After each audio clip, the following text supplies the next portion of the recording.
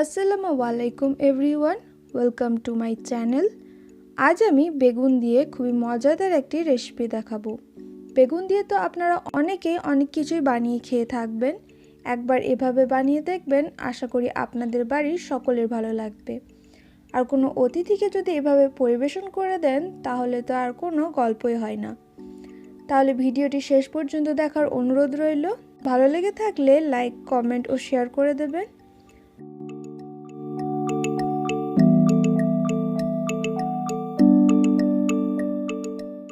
প্রথমে এখানে আমি 3টে বেগুন নিয়েছি।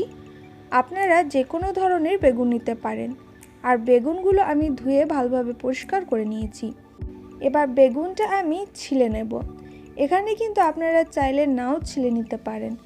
বেগুনটা ছিলে নিলে মশলাগুলো বেগুনের গায়ে খুব ভালোভাবে মেখে থাকে।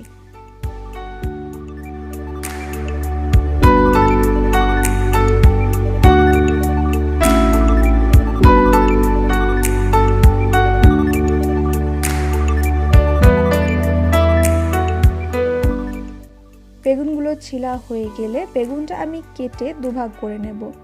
তবে আপনারা চাইলে এভাবে দুভাগ না করে পুরো একটা বেগুন দিয়েও বানিয়ে নিতে পারেন।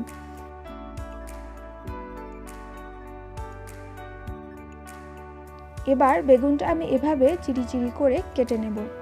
আপনারা চাইলে ছুরি, বটি, যার যেটা সুবিধা সে তাই দিয়ে কেটে নিতে পারে। এভাবে সবগুলো কেটে নেব।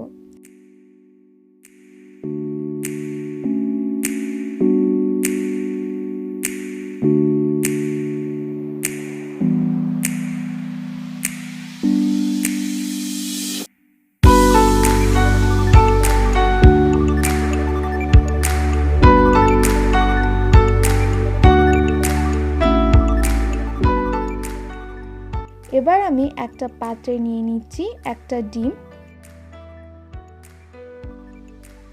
আর দিচ্ছি স্বাদ মতো লবণ, হাফ চামচ ধনে ও জিরে গুঁড়ো, হাফ চামচ মরিচ গুঁড়ো, হাফ চামচ হলুদ গুঁড়ো, 1 চামচ কর্নফ্লোর। এবার সবগুলোকে খুব ভালোভাবে মিশিয়ে নেব।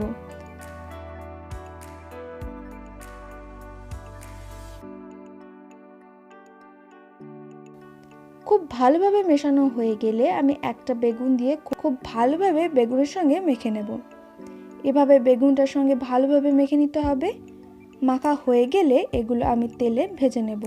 আর এখানে আমি প্যানে আগেই পর্যাপ্ত পরিমাণ তেল গরম করে নিয়েছি।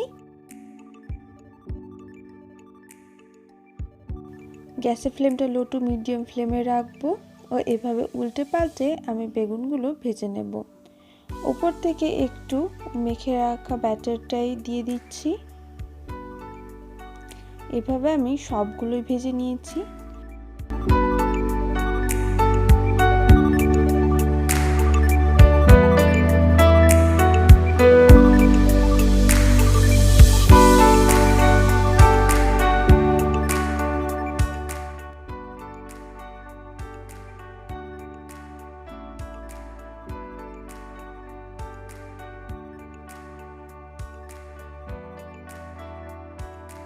এই তো তৈরি হয়ে গেল আমাদের বেগুনের ফুলঝুরি।